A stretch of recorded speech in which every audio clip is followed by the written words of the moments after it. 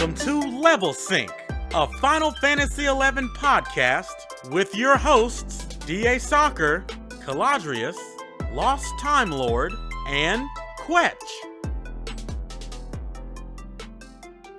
Hello and welcome to the first ever episode of Level Sync, a Horizon Final Fantasy XI podcast. We have a few gentlemen here that are going to be going over a few things with the Final Fantasy XI. We have a huge history going back years and years, actually decades now that this game has aged as much as it actually has on this. So we are going to kind of get a little bit of a breakdown. Being episode 1, we're not going to dive into the wonderful things of Ninja being run into the ground, or if you got sky access, or wonderful promies that people are still running across and doing. Even if you're still camping out, Leaping Lizzie out there, we are going to give a little bit of a background of our history, talking about Final Fantasy, what led us here, what led us together, and where we currently stand in Horizon. So first off, I'd love to be able to introduce, first on deck is Quench. Do we want to introduce all of ourselves before we get rolling? What do you guys think? Do you want to do it that way? An introduction and then go ahead and hit it? Just to say hello, this is me, this is you, that kind of thing. Okay, cool. Yeah. So I'm Quench. I'm Icy. I'm LTL. And I'm DA Soccer. Sick. Yeah, so I might as well get started with my sort of intro in FF11 then. I started way back on the PlayStation 2 with the fabled giant white box hard drive that everybody remembers so fondly. I was in school at the time. I was young, but I did get in like first week of PS2 release. Prior to that, I had been playing like RuneScape and stuff, so I was already into sort of MMO genre, already a Final Fantasy fan, and I saw 11 coming out and was just like, this is the game for me. So I started on PS2 release and played that pretty much until, so like mid Treasures, basically. I had played Red Mage main. For me, it was the hat. I saw that hat and was like, this is just what I want to have. This is the look. This, it fits. It's so iconic. And started with Red Mage and just played that like basically straight to 75. Didn't really take much detours. Use that to get into like an H&M link shell. I forget. Honestly, I was thinking about this the other day. Is like I couldn't remember how long it took me to get to my first 75. Do you guys remember like how long your first 75 took? Like genuinely. I wish I did. I don't. 13 months. Okay, so 2 years. 2 years. Crazy. Okay. It took me 2 years. Yeah. Yeah. So I was a Dragoon, man. Nobody wanted Dragoons. Yeah. Old Dirk. Rip. So whatever, back then was the whole like EXP, you had to be like get people in your exact level range in order to get parties, not like level sync we have today. LOL, the podcast name. So maybe, I don't know, maybe a year and change or something like that. Anyway, got into like an H&M link shell, did basically all endgame right in like key COP era. I remember COP dropping and I don't even remember what level I was Red Mage, but I wasn't 75 yet, or could have been close-ish to it. And so for me, like the COP era was my, like, this is my era I remember most fondly. It's my first 75, my first time with Kings, then people got C access and started doing C content and stuff like that. Just love playing support. It's something in like most other games nowadays, I'll play a support job because it's just something I enjoy doing. Like, those key moments where like, something's going down and you drop the right spell or you drop the right cure at the right time. It's just really satisfying to me. So that led into wanting a little bit more job variety, and I leveled Black Mage to 75 and played endgame Black Mage basically all through the end of COP era and then into Treasures. Treasures came, and I vaguely remember the updates kind of coming out kind of slowly at the time. And maybe a few updates in, I just was having like my life was changing, stuff like that. And I basically left a few patches into Treasures like way, way, way back when. So that's like my like, core start with the game. After that, I spent a little bit of time in Wings. I came back for like a month, 2 months. I saw Dancer was a job. I know DA. Oh, yes. You're a fan. We'll get there. Yeah. Oof. And This is what I saw though. I saw that it had a JA that increased my run speed that I got pretty early on. And having played originally back in like COP era, like run speed was king. Like, you know, you had your Wormel legs or your Strider boots or whatever, and you were booking. So I'm like, all right, I'm coming back to the game. It's a whole new account. Like, I want to get around, get the missions done. Let me play Dancer, so I have that run speed movement bonus. And I played like 60 or so, and then had to quit again. So it was short lived. It was like a couple months in Xbox 360 era, right? So took a long break from there, and rather more recently, I came back to retail in 2017. I had some extra time, and I was like playing like random MMOs and stuff, and I actually found what I found first was Nasomi. I saw there was a free server where you could play 11 on. And I was like, let me try that. I tried it for like a week and was like, this is pretty fun, but oh, look, retail's still kicking. Obviously, you know, back then there was all those rumors of like 11 shutting down. You know, you had the servers for Xbox go down in like 2015 or whatever it was. So just wasn't aware that it was still a thing, and saw it was still going on. So I'm like, let me ask my brother for our old account from the Xbox 360 era, which is the account that Quench is on. And he still had the details. So I started Quench in 2010 with the Xbox 360, got to level 60 something Dancer, quit, got those account details, and started playing retail again in 2017. Since then, not sure how much detail I feel like going into for my entire retail career, but I will say I've been playing retail since then. I haven't taken a break. I mean, I've taken short breaks, but not like anything long. So that's where a lot of people that know me originally, they know me from my retail streams, which started a couple years ago now. I've been an endgame retail player for probably since 2019 in terms of like end game, keeping on top of end game content, stuff like that.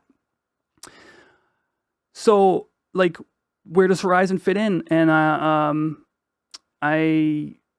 like I said, I've been on top of end games for years now, and at some point it's just like I was only doing certain things. It was like doing monthly ambuscade, I'm totally burnt out on Dynamis D. I have been for a long time, but I enjoy the content. But I was a Link Shell leader, I was a Dynamis leader for literal years, leading content clears twice a week sometimes. And basically, aside from the like most current content, it just wasn't much for me to do. I wasn't happy doing it. So basically, I'm streaming one day and I see that in the Twitch channel there's somebody with like 800 viewers or whatever it was, and I'm like, let's raid on over to them, see what's going on. And it was one of the dev blogs for Horizon. It was the last one before the server went live. It was like 2 weeks before the server went live. And in that dev blog, I was like, this seems like the coolest private server that have heard information on. Like, I've read some others. There's some interesting stuff out there. There's some weird stuff out there. And I'm just like, if I'm going to jump into a private server and give it a try, this sounds like the place for me. And that was, unlike some people, I only had to wait 2 weeks, which was pretty sweet. I know people have been interested in this project for a long time. And yeah, so Horizon dropped, and I've been playing since day one. It's kind of the trajectory there. Shout out to ffxi server, by the way, from 2004, my original server. In case you were there, hello. Is that server still active right now? It's not. It got merged into Odin. Makes sense. Yeah, it was one of the ones that got gobbled up. Yeah, they've been condensing those down for a while. Hence the rumors, like you were talking about going, the Final Fantasy is going to die and all this, and we're working on a mobile version and 2.0 and all this kind of stuff that just ended up fading in the wind. Yeah, but we have similar most recent activities on there. It's a great background. What are you maining now? In Horizon? In retail? Just give me a little snippet. Oh, right now I'm maining Thief. I hit 69 last night. Nice. That's it. 37 Ninja is my next highest job, but that's just a sub job. Oh, yeah. Wonderful. Good old Ninja on there. Perfect. Well, thank you for the little bit of a background. Cal, what do you got? Let me hear your history, man. So mine's eerily similar to Quetch's, right? So I started on PS2 release, North American release, and I picked Red Mage because I thought the hat looked cool. I'm not gonna lie, I like the pimp suit, right? The pimp hat. Yeah. So I started leveling red mage, and I came in about the same time Quetch did, and I got to about 41, 42 on red mage, and I decided I really don't enjoy this as much as I thought I would. And then I saw a guy run by with a little pet dragon, and I'm like, okay, I want that. Like, I don't know why, but I wanted a little pet dragon, right? So I went and unlocked Dragoon with some friends' help, started leveling it, and as Quetch was talking about, there was no level sync back then. So it took me 2 solid years because I would sit for days with my party flag up and never get an invite for 2 years.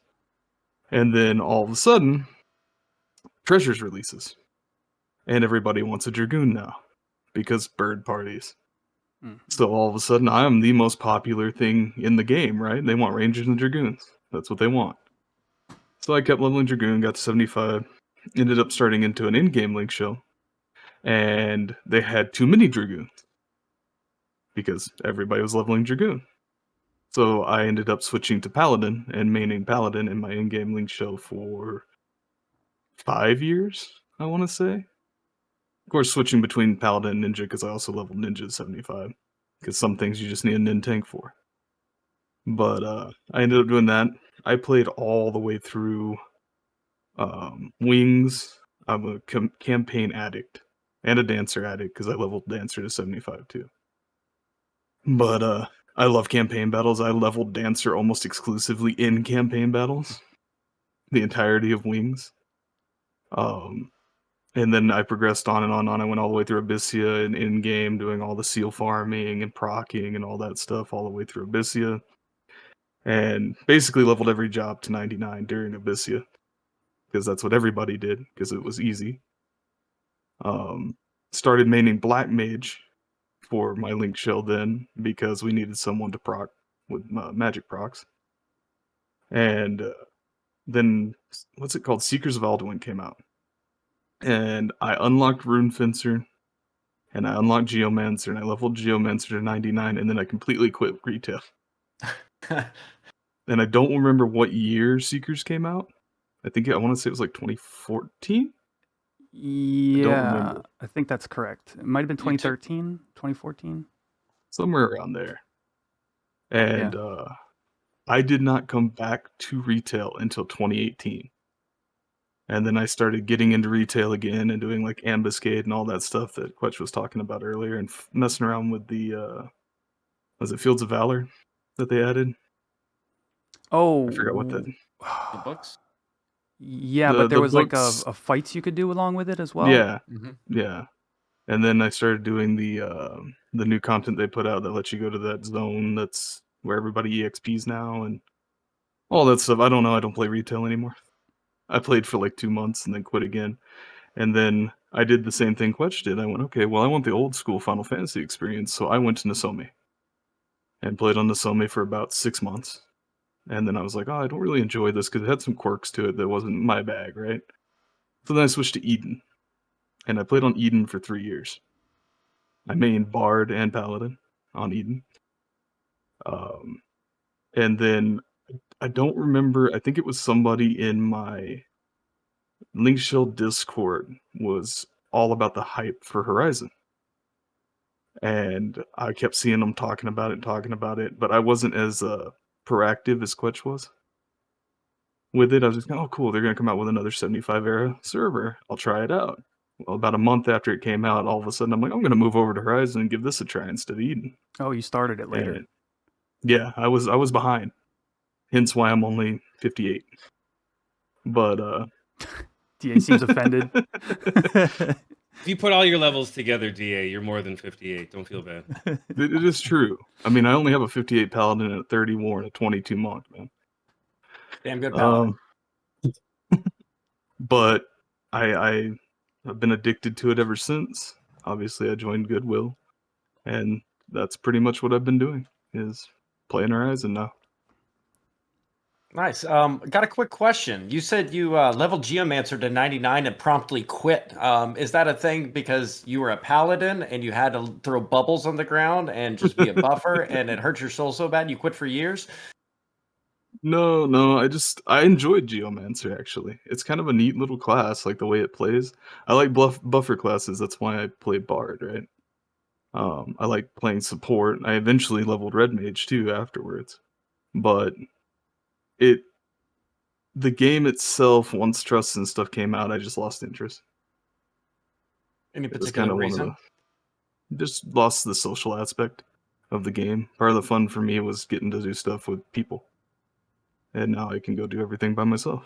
So it's Camping not in as fun. M's and having that bonding time sitting at a Yeah. rock waiting for something to pop while you're Yeah, scanning wide scan and like getting TODs and such, right? Yeah, going with Tom to go do his AF, going and helping other people with their AF, stuff like that I enjoy. Well, if you have trust, you don't need me. You can just go out and spawn a whole party. I will always need you and your Gulka Paladin because I'm following in your big ass footsteps, trying to get my Paladin up. He just wants me because he keeps inheriting my gear as I level out of it. He's figured it out. I appreciate it. I'm slowly seeing a lot of things. I see a trend here with dancers, and I promise this wasn't planned. But I think we might have a little bit of a change of gear here because we're going over to a lost Time Lord. Hello, LTL. What's up, my friend? How are you? How are you doing? I'm so glad to be here. So glad to be hanging out. Yeah, I think the dancer love is about to like come to an abrupt end because the only dancer I play is on 14. Never even touched the job on 11. No desire to whatsoever. So, hi everyone. I'm the Lost Time Lord. I've been streaming for a long time, but I haven't streamed in a long time. But that's gonna change soon, I promise.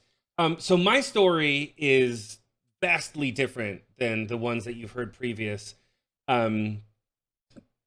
Pretty interesting story. So bear with me here. I'm gonna take you way back in the Wayback Machine to the year of 2003. I think is probably a good estimate. 2003, yeah. So we're gonna go back to like 2003.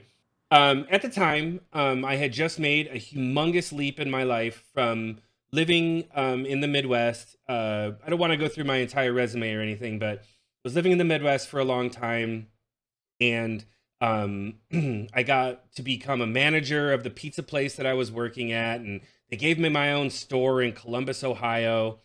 I had to move out to Columbus, Ohio, and my girlfriend came out with me, and I grew old of the pizza place and then became an executive chef at some fancy restaurant.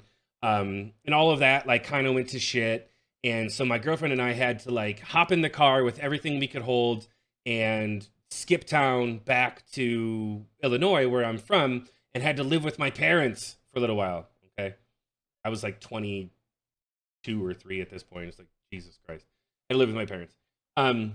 We eventually moved in with her brother, but that wasn't really much better. Anyways, my friend had moved to LA, so I decided to move out there. It was funny because like I was set up to visit him. Yeah, like I had a trip planned, and I was set up to visit him, and he wound up breaking his ankle or spraining his ankle really bad or something while he was skateboarding. I know. So I had to postpone my trip, right? Like I was supposed to be out there like, I don't know, like earlier in the year. It was like February or March or something. But then I had to postpone it until like June. So I make my plans for my trip around June. And my friend who had hurt himself, like wasn't very mobile, found himself sitting in a library one day. And he was reading like Electronic Gaming Monthly or something, maybe. EGM. Yeah, right. Okay. He was reading that magazine. Back then, it was still a thing. He was reading this magazine, and like this random dude like walks up to him, and he goes, "Hey, so you like video games?" And my friend, worrying for his life, obviously, in LA, and wondering what this guy's intentions were, was like, "Yeah, why?" And the guy's like, "Oh, don't worry. I work for NVIDIA, and I'm looking for people to come and work for us at E3. I'm looking for people to come and help basically like stamp a card when somebody walks through with the card at E3 so that these people can earn a t-shirt." Okay? So my friend was like, "Yeah, of course. Like, when is it?" And the guy said it was like in June or something. And my friend was like, "Well, that's exactly the time that my friend has already got this trip to come visit. Do you have room for 2 people?" And he was like, "Yeah, of course. The more the merrier." So my friend, at the time, like let's be clear here. Like, I was a complete video game nerd for my entire life up to this point. Like, you know, I'm sure that you guys all fall in the same category, playing video games since basically birth. I started with the Atari 2600. You guys probably started a little bit later than. Let's just be honest with each other. So he calls me up and he's like, dude, because I don't know if I even had a cell phone at this point. He probably called me on the rotary phone where I had to like click and dial. Anyways, he calls me. He's like, dude, so like when you're coming out to visit, this guy asked if we wanted to work at E3, and I got you a spot at E3 to work. And like E3 was at the time the pinnacle. Like if you could go to E3 and you could be a part of that and you were a gamer, holy shit. Like that was it, right? Like that was the big thing. You know, I was so excited, right? So I get to come out and work at E3 and hang out with my friend. And so I get out there and, you know, because there wasn't a whole lot going on in my life, as I described, had to leave town from Columbus to go live with my parents. I made a very conscious decision at that point. I was like, look, I'm going to be in the mecca for video games. I've always wanted to make video games my life. So what can I do at E3 to help, you know, make that a reality? So I went to basically every single major video game company that there was at the time and talked to, because they always have HR representatives at E3.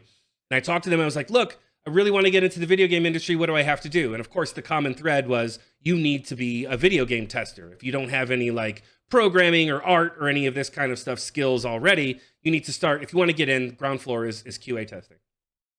So I applied to several different companies at the time that I was there and got a call back from THQ. You may remember THQ, no longer a company anymore. Went to, they hooked me up. They were like, yeah, come on out. You know, there's a week-long training. You know, and I was like, okay. And they're like, at the end of the week, you take a test and we determine if you're good enough to have a job, basically. And I'm like, okay. So I went there and did the whole week and learned a lot of things about video game testing that obviously, you know, most people don't know. You know, if you don't go through the process, like a lot of people associate video game testing with playing the game. I assure you they're very vastly different things. But I learned a lot about video game testing. So at the end of the week, I took the test and I failed. They said, sorry, you can't work for us. THQ was like, nope, you're done. So I wept. I was so sad. I drove home and went back to my friend's house and was so sad. But then like a week later, I got I promise this is going somewhere, guys. I promise. A week later, I got a call from Vivendi Universal Games. And they were like, you know, come interview with us. And I'm like, I'm in Chicago. Anyways, I had to come back out to LA to make it work.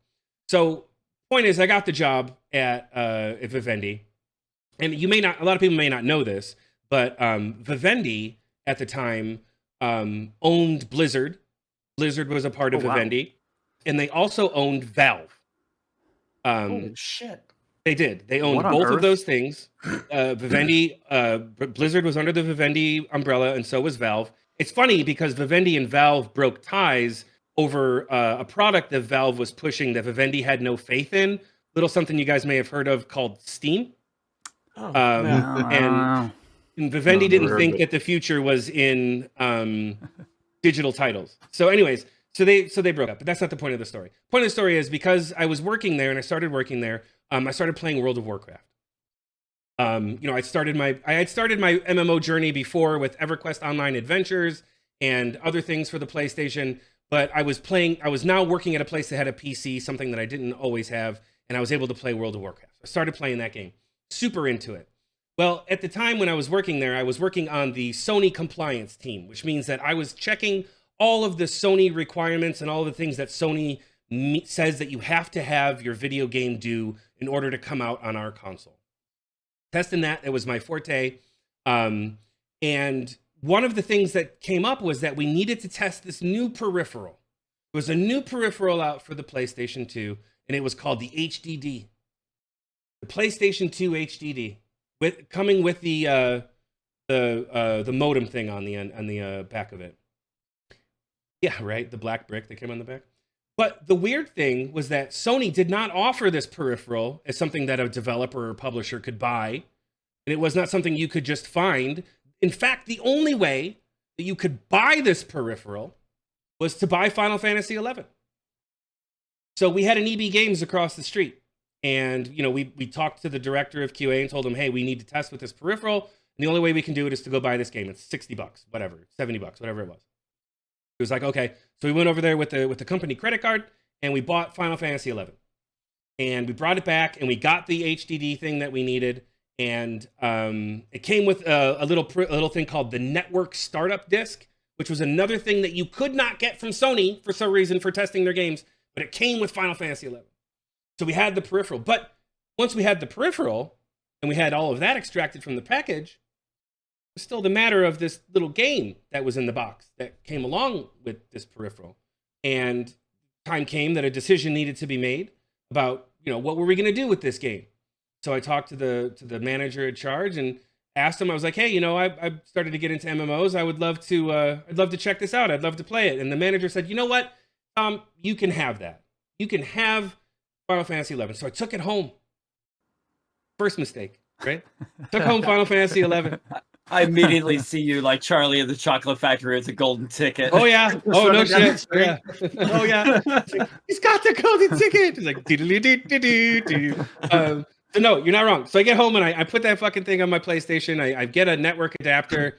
I borrowed it from work. And had the network adapter, and it became my life. Well, it was funny because there was this person that I worked next to, this girl that I worked next to, and she was always into Final Fantasy 11, but I always gave her shit. I was like, wow, is the superior game? And then I started playing Final Fantasy 11, and I realized that obviously there was an error in my judgment. So I started playing Final Fantasy 11, and she and I played Final Fantasy 11 a little bit together. We didn't really like each other very much, but we did play Final Fantasy 11 together. And then, time went on, and I'd gotten to 75, was doing all the stuff, was in a Dynamis Link shell. Samurai was my first main, by the way, to 75. Loved Samurai, huge fan of the class, loved everything about it.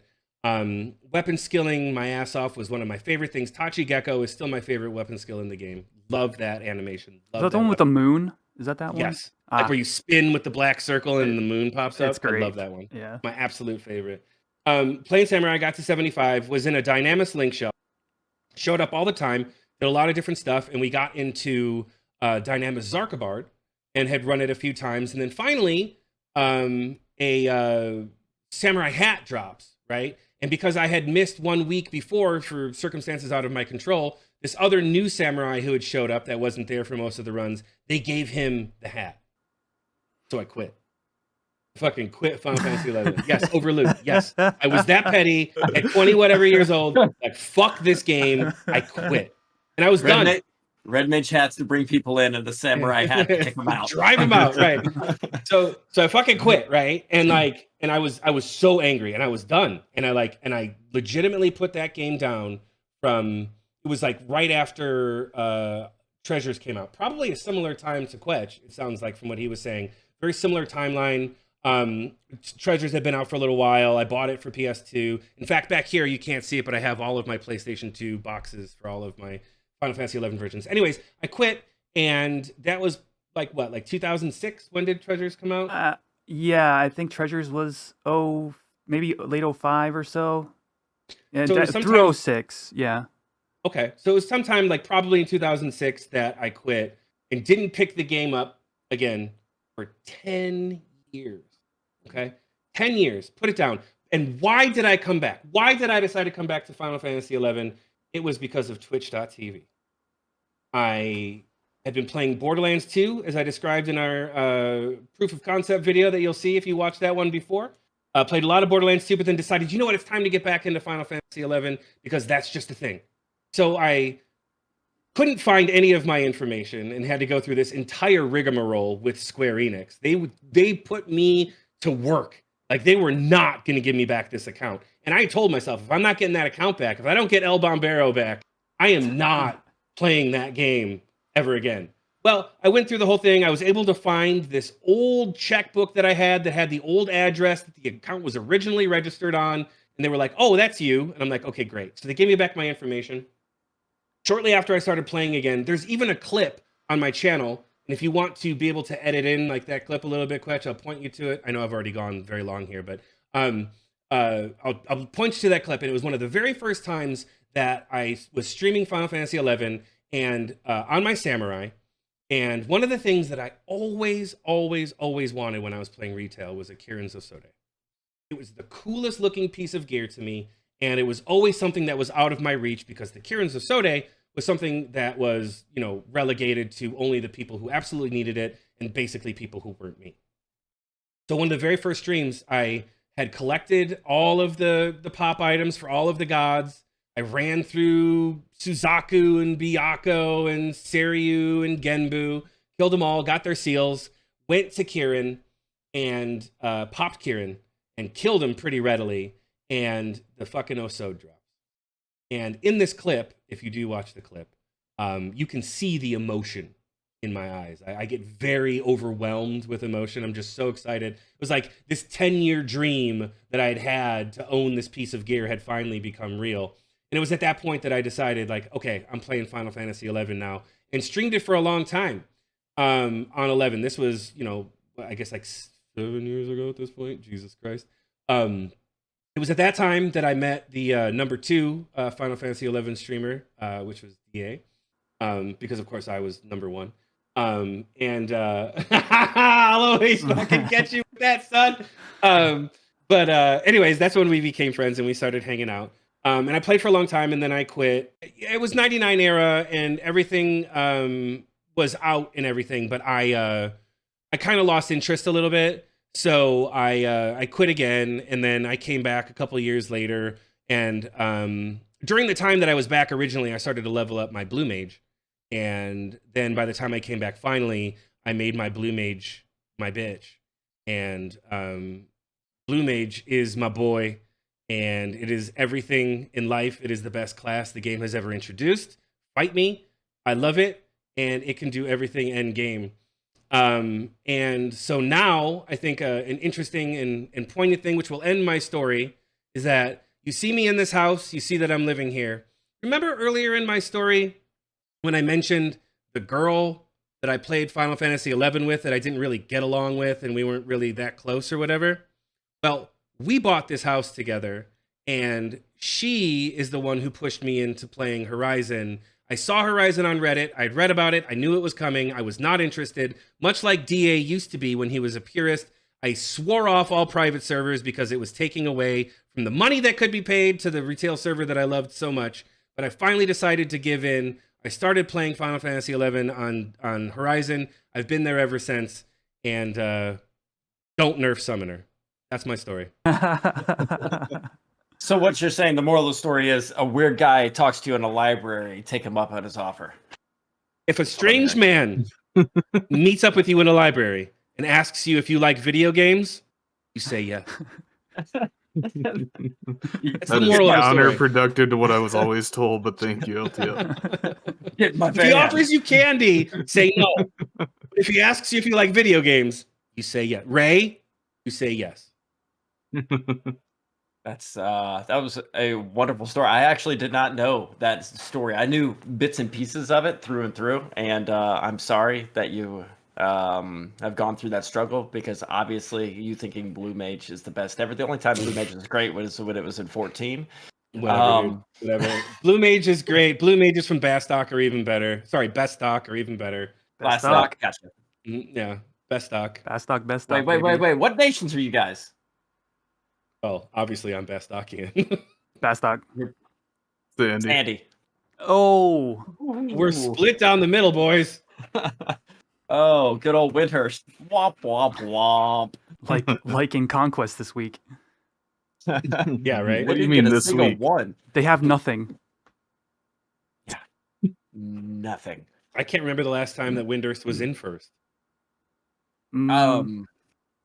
Week 2, maybe, of the server. I think that was the last time. I guess I'm the last one to be able to go here. Mine has a little bit of tidbits from everything. I would say my first Final Fantasy XI experience, it all started when I was, getting kicked out of college because I was majoring in not going to class and having too much fun. As I'm signing the paperwork of leaving my dorm, my RA is playing in a computer in the corner of his room. And I look over, I'm like, what game is that? And I always remember he was camping in NM in Gideus. I'd never heard of Final Fantasy XI before, even though I played Final Fantasy games in the past. And I never knew what zones, I didn't know anything. So eventually later on, when I finally got playing the game, I knew the enemy was camping, knew the spot he was standing in Gideus, because that screenshot, I always remember looking over his shoulder as he signs my termination paperwork to get the hell out of college. As I see that, it just screenshotted with me, and he goes, "This is Final Fantasy 11." And I was like, they came out with another? Because I was all over Final Fantasy 10, Spirit, Titus, all that kind of jazz. So I did not know about this coming down the pipes. And that was my first instant. Now, I didn't go out and buy it or anything like that. Came home, started working, all that kind of jazz. Ended up working at a wonderful Comcast. And in training, I met one of my good buddies to this day. He's used to be a little Taru, Drixel. And he mentioned Final Fantasy 11 at that point in time while we're in training together. And I ended up he introduced me to it. He started playing at the same time. And another person in that training class, we all started playing at the same time. I did not have a PS2. I was an Xbox kid. So I actually had an Xbox 360, bought the game, started playing it. Now, this was my very first MMO. And we all remember our first.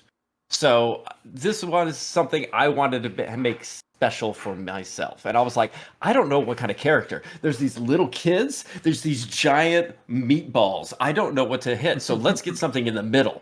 And I was like, let's go with a Hume. I was like, okay. Now it says I got to pick a job. And I was reading up on the jobs. I was like, what do I need to do?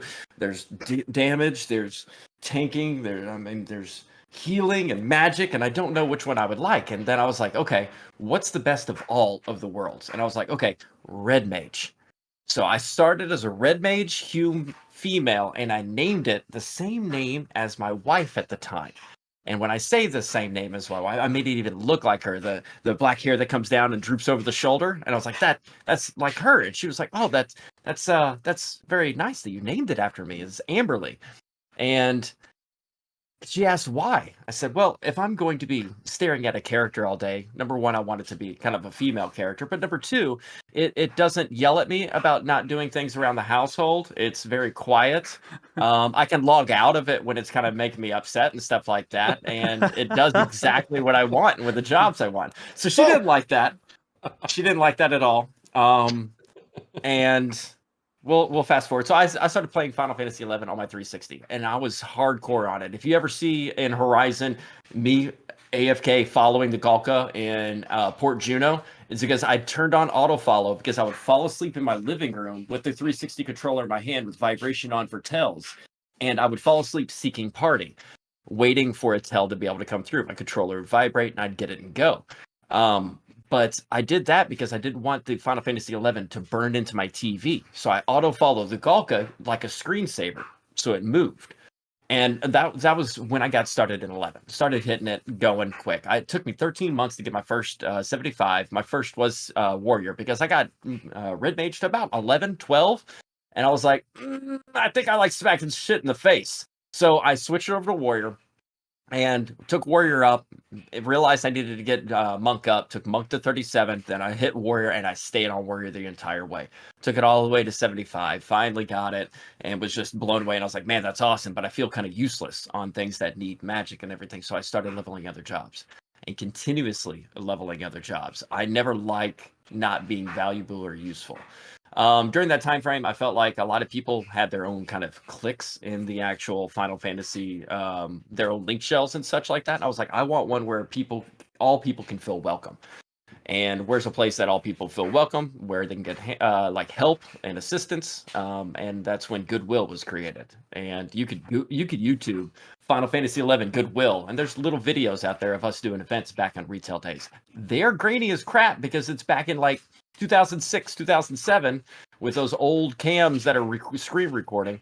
But it was very, very. It was a great learning experience. Once I started originally on Unicorn. Unicorn merged with Finra, and around that time is when I was going through my divorce. I swear it's not because of Final Fantasy 11. Mm-hmm. So I ended up during that merger process, I told Drixel, go to that server, create an alt character, and he created it named Amberly. So when I merged over, there was already a character named, and it made me change my name. And that's when I changed the DA Soccer, my streaming name and everything of the sort. So again, he created a character just to be able to help me change my name on there. Like I said, good dude. So I'm now Unicorn to Finra rocking and rolling. Finra starts kind of dying out, but when not even dying out, it was most people are starting to go over to Sura. I stepped away right after that. I merged over from due to the divorce. So I stepped away and I was like, got a new place. I'm living with a roommate, a soccer buddy that I used to be friends with. And I was like, let me try another game out. Tried Final Fantasy 14. I actually did a Realm Reborn when it officially first came out. I even went to GameStop and got the giant cardboard cutout. And it was the first game I ever streamed on Twitch. And I put it behind me. My computer couldn't handle it. It was a potato. Straight up potato.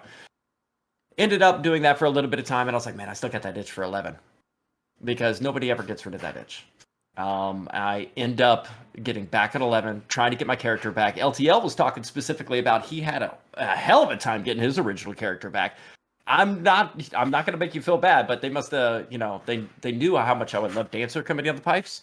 So when I called them, they were like, what is your email address? And I was like, blah, blah, blah. And they're like, it's not right. Could it be more of something starting with an H? And I was like, blah, blah, blah. They were like, closer. And then I got the email right. And they were like, okay, now you need to verify the address of the original account that you were created with the card that was attached to it at the time. And I was like, okay, I don't remember. That was like a couple years ago during my divorce and such. And they were like, all right. I said, does it start with a 3? He goes, yeah, starts with a 3. It's 4 digits long. I go, 3217. They're like a little further down.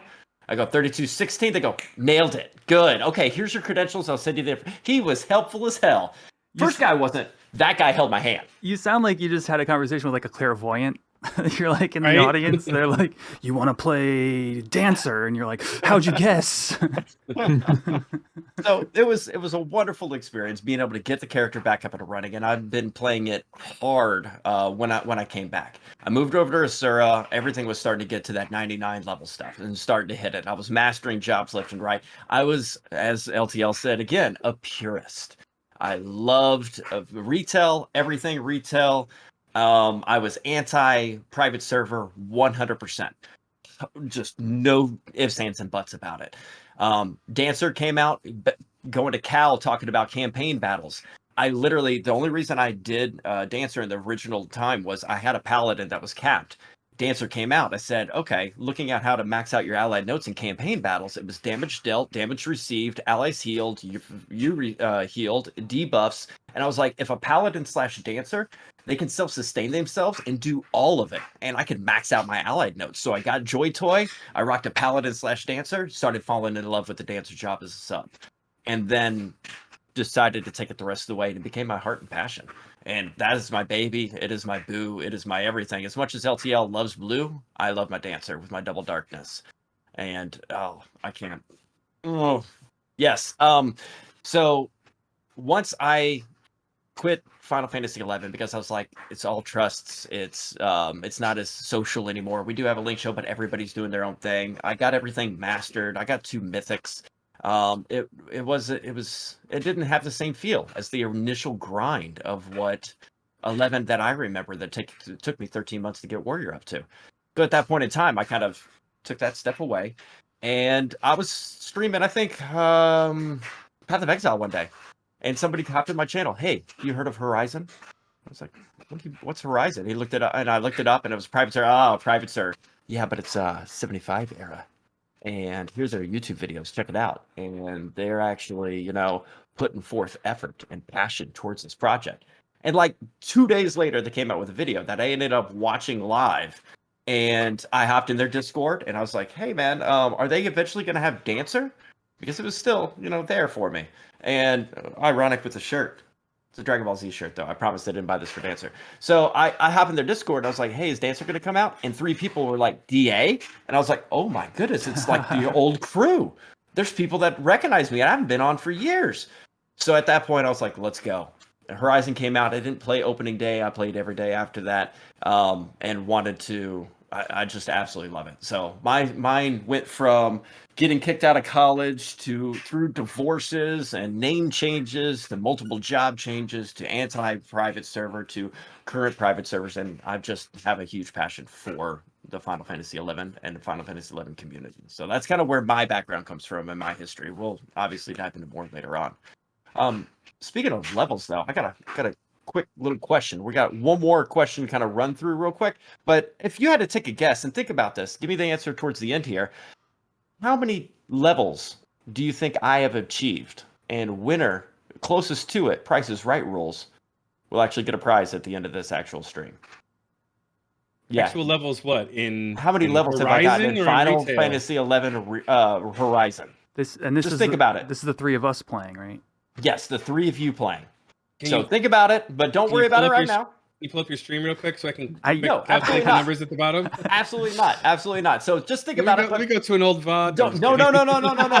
We're gonna say a point. I just want to put that in your mind so we can revisit that here in a moment. I just want to throw that little nugget out there. But I do want to say this. You heard us talking about our current jobs, the jobs we played in the past, the jobs we play on Horizon, and our passions for them. We have soft spots for our jobs, and sometimes they have changed. But I want to be able to throw out another question. What is your main job, but maybe some tips or frustrations you've experienced with other people that may want to play that job, or people that you've seen playing your job when you're on something else? So I want to be able to throw that one out there and kind of make it a little bit of a round once more. Quetch, what you got? Yeah, so mine is Thief. So I didn't play any melees in Era, but when I came back to retail and started with Dancer, I just realized like I love the like dual wield dagger jobs. Like if I play other games, I'll play like a rogue character or something anyway. So it just was like kind of a natural fit.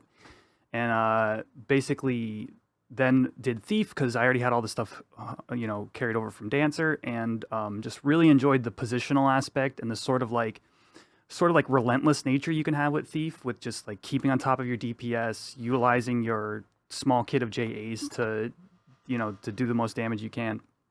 And so I decided when I started Horizon, like Thief has its treasure hunter, and so it's useful there. And in Era, I remember it being really good, the ability to like duo NMs really well and stuff like that.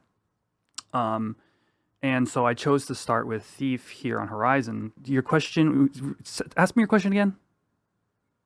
Tips and tricks for the job for others that may want to play it, and maybe frustrations you've noticed of other people playing that job. Well, one thing I actually want to mention about the job is, and part of the reason I chose it here is its kit with its ranged attacks, its marksmanship stuff. It gets bolts that do status bolt. There's status bolts. You can do blind, poison, sleep, drain, and then it's got holy bolts as well for damage.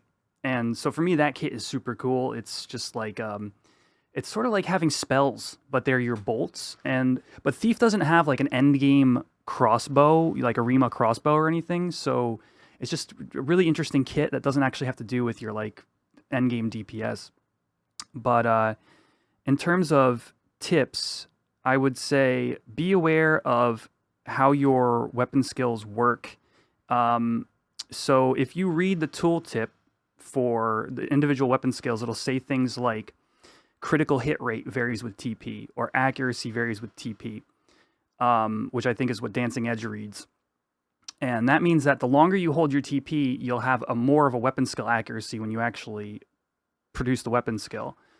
That means that your damage isn't going up, except for the fact that if you're missing hits on Dancing Edge, yes, you have lower damage. You want to make those hits, but generally people are speccing in accuracy anyway to make sure that your melee rounds are fast enough, to make sure that you're getting TP at the same rate as their DDs. You don't really need extra accuracy within your weapon skill, so you want to be using your Dancing Edge, like for the period of time where Dancing Edge is your best weapon skill, you want to be using it as close to 1k as you can. So just being on top of when your skill chain partner has their TP ready, whether you're opening or closing, usually closing on Thief, and then trying to keep that going. So sort of that Thief has to kind of like work for all its damage. It's got to be relentlessly on top of its sneak attacks, trick attacks, and its TP gain, and when you're using your weapon skills. I think that other tips are maybe like know that hide works. It's so weird to say because in retail we wouldn't really even talk about it. Like being able to sneak attack from any position is fine. It's once every 5 minutes. In retail, you are weapon skilling so fast that occasional SA hide, you probably just don't even bother with it and just kind of like work up another weapon skill because you're losing DPS by standing there using up JAs. But here on Horizon, sneak attack, then hide. You can sneak attack somebody from any position. Really simple tip that sometimes people don't know. Obviously, by the time you get hide, that's like level 50. You probably know your job a little bit better. But yeah, in terms of frustrations from other people, I don't know. The thing is, I get more frustrated with other DDs that aren't on the same page with me as to when we should be weapon skilling. Like when I have a DD in my party who is like my skill chain partner and they're watching my TP, they're watching their TP, they know if they go as soon as they hit 1K, I've got my sneak attack I got my trick attack, usually trick attack weapon skill lined up.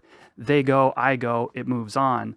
And sometimes it's just building extra TP for no reason, not paying attention to what they're doing, and it drives me crazy. Right. TP management. TP That's what management, yeah. All right. Cal, TP management on Thief side of things. Let's hear it from the other perspective. The one in front of the mob, not the one in the ass end of it. Talk to me about that Paladin. First off, I'll start with I love having a Thief in my party, especially one that knows how to play Thief. Because it makes my job 100% easier. Because if a Thief knows how to use trick attack, it makes being a Paladin 100 times easier. It genuinely does. Yeah, ninjas say the same thing to me, and I'm like, great, I see you're having trouble holding hate. Let's get that hate on you. Let's make this thing happen. Oh yeah, especially a ninja, because they don't have the same tools that a Paladin does to generate threat. So I got two, actually. So I'll go back to my retail main, which is Dragoon, and people underestimate Dragoon's ability to solo, especially post 60. Because at 60 you get your headpiece, your AF headpiece, which allows you to use white magic spells to proc your dragon to heal you at 50% HP, which is fantastic for soloing on Dragoon. And I see people just giving Dragoon all kinds of hate because they don't think they can solo. They were a fantastic solo job. Just a little side thing. But as a Paladin, I think the thing I see the most with Paladins that irritates me is they don't want to generate enmity in an efficient way. They think that they're going to over enmity the mob, right? And that is not a thing. You want to generate as much enmity as you possibly can. That's your entire purpose in a party, is to hold threat, right? But I see some of them, they'll voke and then they won't do anything again until the mob turns. Your job doesn't end just because you voked. You're going to be using flash, you're going to be curing, you're going to be rotating around people, you know what I mean? And it's sad as a Paladin to see people not doing their job correctly, you know what I mean? Yeah, that's so frustrating for everybody in the party that you see it. The Voke is off cooldown. It's ready to be used, and he doesn't use it. The mob starts running away to the enemies. Then they hit Voke, which makes it come running back. Thief has to readjust. Everybody has to readjust. It's even if it hits it once for a mage healing. That's so frustrating. I'm glad you called that out. And a lot of people don't understand that Shield Bash is basically a mini provoke. It genuinely is. It generates a decent amount of threat. So in that situation where, okay, your Voke's down, your Flash is down, and you want to generate enmity and you're not trying to stun something that you know is coming, pop a Shield Bash. It'll generate that little amount of threat to keep you going until one of your others pops up, right? I also see a lot of budget Paladins, and I'm not being elitist. Yeah, DA, I'm looking at you. I'm not being elitist. And LTL and DA both know this, and I'm sure Quench does too. If you are a Paladin, having up-to-date armor, at least the armor, is a great thing. Because you have the highest amount of defense that you can possibly have, which means you take less damage, puts less strain on your white mage. It's fantastic. Those are my two little idiosyncrasies with other people playing Paladin. You said it wasn't an attack on me, but I felt it. Thank you for your hand-me-downs. I just hand-me-down you my gear. Thank you. I appreciate it. I'm going to stay far enough behind you so it's effective. I want you to know I'm broke because of you, because I can't sell the old gears, so I just hand-me-down it. I got cooking up to level 7. I'll send you some orange juice free of charge, okay? Oh, thank goodness. Orange juice is just what I need. Not to have tacos or anything like that. Yeah, I saw you breaking oranges all day yesterday in Juneau. I was working. I don't know what you're talking about. I was at home working. Uh-huh. All right, LTL. Working on cleaning up my mess after shattering all those. LTL, what do you got?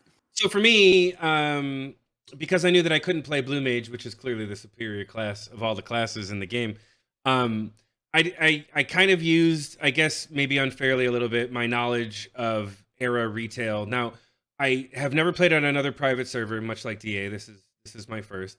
But I knew that back then for like COP and Xylart stuff, that Summoner was kind of king in a lot of different situations, specifically for Grand Worm fights.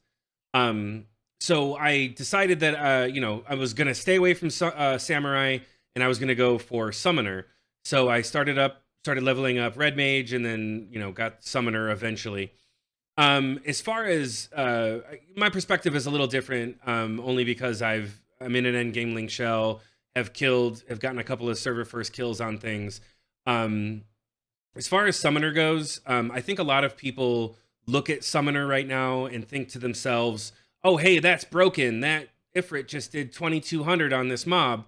And what kind of bothers me about that is, I mean, look, like if you're in a party with any other DD that's at my level, and you look at the white damage that they're doing and the weapon skill damage that they're doing, while it may not be 2,200 in a single swipe, over the course of time in my 1 minute between my blood packs that I can use, that other DD has done 3 times the damage that my Ifrit is going to do, especially if it's like a Samurai or a Dragoon or a Ranger.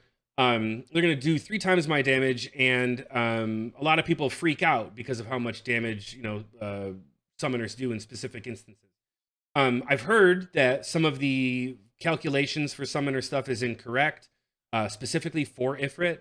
I think that they may change that when it, in the future. I hope that they don't, but I feel like they probably will. There are issues that I'm having right now. You may not know this, but I have server first and I believe server only summoner relic gloves, which increase accuracy for your blood packs. I have the Divine Might earring, the Beastly earring that adds plus 10 pet accuracy, the regular AF pants, and I use Tuna Sushi for my pet accuracy. And when I'm fighting things like Jormungand or Tiamat, I find that my damage as a summoner is roughly the same. Oh, and I have full physical accuracy merits as well. I find that my damage is very similar to other summoners my level that don't have all of those very special things. So I think there's more calculations that need to be done. I think summoner is, in an okay spot right now, only because they have things where Ifrit can bust out a 2,200 every once in a while. But I definitely don't think that all of the tuning that needs to be done for that job is done. And I think that maybe there are some misconceptions around that class as far as like if things are working correctly or not. So I would love to have some feedback from an actual developer or somebody who works on it to let me know how that goes. I'd be willing to do the testing. But as far as idiosyncrasies and things that I see in other summoners, the best piece of advice that I can give to an up and coming summoner: get your rep up now. And I don't just mean your home nation. I mean, get your rep up everywhere. Bastock, Windy, Sandy, Juno. Juno comes with, I think, Sandy and Bastock and Rabao. So you need Rabao rep and Norg rep and all those things so that you can get your avatars. And once you have your rep, you can do the mini forks, which is cool, but you can't do like Fenrir as a mini fork. But one thing I will say, and I don't like to advertise for other people, is that every day on Horizon, a guy named Teeny Taru, you may have seen him yelling and shout, is advertising Prime Avatar runs. He's the person that I got my first Prime runs done with. He does them every day. I recommend going with him and getting your Prime Avatar runs done so that you can get all of your avatars and then eventually get through Fenrir and eventually Diabolos. Get those done as soon as you can. Get your rep up and get those done. And then once you're done getting your avatars, you can get the Evoker's Ring by trading in all of the pieces from killing the different avatars. And once that's done, you can do those avatars. Like as a 75 summoner, I can solo all of the Prime avatars. Not Diabolos, but I can solo Fenrir and all of the other ones. And if I were to do those every day, I could make 75,000 gil a day just from the turn-ins. I mean, it's like a 2-hour plus investment getting to all of those places. You can make 75,000 gil a day. Each one of the regular 6 is 10,000, and then Fenrir is 15,000 for the turn-ins once you have all of the other things. So I highly recommend doing that. And that's really, there's a lot more to be said about Summoner, but I'm not going to take up too much more time. It's a fantastic class. Don't break it and leave it alone. Thank you. Love LTL. Well, I TL, did- I just got my Carbuncles Ruby, man. So hey, how's it going? Galacus Yeah, Summoner. get those weathers, and then we'll talk. I only need fire. Everybody only needs fire. Yeah. I got my fire accidentally by going Mhm. to a XP party outside of Kazam. Just zoned out. There it was. All right, got it. Let's roll. Summoner is the only thing I wanted to level, and I didn't even want to spend time on anything else. I got my Carbuncles Ruby, got every other weather, and literally, I just not sat in El Tepa for 8 hours one day, zoning between Eastern and Western, trying to get fire. Yes, I know I could have gone to Rabao and checked the weather. I didn't do that. I just wanted to get fire naturally because I couldn't get to the jungle because I didn't have my fucking Kazam key. So I just stood in the desert and zoned back and forth between the two.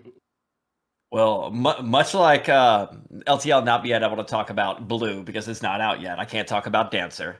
My highest job right now is Paladin, so Cal took that. And one of my other jobs that's actually tied for second place is Thief. So I want to go with something else, which I'm going to go with my OG first 75 Warrior. I actually got to 37 today. Solo just a little bit extra. I was 36, didn't want to go to full party, but got it to 37. So the notes I would say on this is know what's in your party. Know if you're a second vote, and know if there's a thief there that you need to be primary vote coming in. Understand what your party is consistent of and how the flow of the party will go. Keep your gear as up to date as possible, but the warrior and paladin, their gear is almost interchangeable. Not so much when it gets to later on for the enmity and such like that and vitality, but for the lower levels, it's definitely helpful to be able to have those two interchangeable. Warrior, I would say, is an easy job. Have your accuracy up. Keep your gear up. Accuracy, food. Don't be cheap like me. Get something better than the food that I eat. I do the best I can, but I also Use jack-o'-lanterns. Jack-o'-lanterns work with the So accuracy good. and the range accuracy. Done. Jack-o'-lantern, done. there you go. 1,800 Perfect. on the auction house. Early leveling, excellent item. And it's a 3-hour food. 3-hour Yeah. food. There's a perfect shout out. So jack-o'-lanterns for your accuracy, keep your gear up to speed, and again, know what's in your party. Know what kind of tank you have. Know the healing that you have. Know what kind of buffs you're going to get. Understand the other classes. If you understand the other classes, you're going to be more efficient. You can say that about every class. A thief needs to know where the mob should be at, or be located, how to be able to trick attack, who's going to be a threat of pulling hate. Paladin needs to know what I'm going to have to deal with hitting me in the face, and obviously Summoner just pulls out Ifrit and slaps it with his D. But with Warrior, you want to make sure your gear's up to pace on there. You eat your correct foods and just grind it out. Don't get frustrated on it. And Warrior is a great sub job for almost any melee, period, for the entirety of this game. And if it's never going to past 75, which Horizon isn't, at least get Warrior to 37 and experience it. Because having Evoke is always going to be something that you will need later on, regardless of if you're Dragoon that we're talking highly about, or talking about the Samurais, or even when I roll out Dancer, in 15 years when it finally comes out in Horizon. One way or the other. So I would say that is both the tips and tricks, but also the frustrations when you could tell a warrior is not there and doesn't understand its job of provoking as a secondary when you see that initial hate starting to drop and it's about to go smack the white mage. If the paladin, like Cal said, isn't keeping up on that voking, keeping up on that hate generation, that warrior needs to be ready as soon as it turns to grab it and just hold it in place instead of waking up or hitting them off med. So the warrior's a good, well-rounded character through and through her job. So that's my tip. I mean, outside of using it to keep enmity and those kind of things, I mean, if you're a camping fiend and you're somebody who likes NMs and you like sexy gear, outside of like Chi Blast and perhaps Charm, Provoke is the quickest claiming mechanism in the game. And if you have Warrior leveled up to even level 10, you can use Provoke. Not saying that I've ever been a 75 summoner / 10 warrior, but it definitely works. It definitely works. Perfect. Well, I'm glad we were able to kind of just touch base on each one of those, give a little bit of our history. But I asked a question between question number 1 and 2. How many levels have I achieved so far in Horizon? And the winner, Price is Right rules, I'll give you a prize. Literally, what are your 3 guesses here? My guess is 163. Okay. Gentlemen? 175. Okay. I'm gonna go 200. Bob. 420, Bob. The answer is 269. Wow. Holy really? crap. I've gotten 269 levels thus far, and my highest is a 46. Wow. Wow. So, Quench, congratulations on winning the prize of Thanks, man. next week's host. So, Yay! Thought that was Cal. oh yeah, but no, we're gonna try to play a few games here and there in between them, but they're gonna be kind of a little bit of a surprise. I want to be able to kind of wrap this up because this was our first podcast through and through. Being able to talk about Horizon, get a little bit of a background of each one of us. I also know that we're going to be doing these and posting it both the video and audio online, so you can listen to it while you work, while you're leveling, while you're trying to be able to camp an NM, running Prami Mia, whatever it may be. You can listen to the actual podcast. We're going to try to make these an hour each week, or each bi-weekly on here, depending on updates, and we'll have different content. Highly recommend if you have suggestions or feedback for the stream or the podcast itself, please let us know. We're all very active in the community. We all have our own resources, from YouTube streams to Twitch streams to Discord channels, and we have all of our own communities as well. Reach out to us. We will be able to have the links below for where you can actually be able to do that. But I appreciate you joining us for our first ever Level Sync podcast. All right, guys. Thank you. Have a great one. Later. Oh, and see you in the dunes.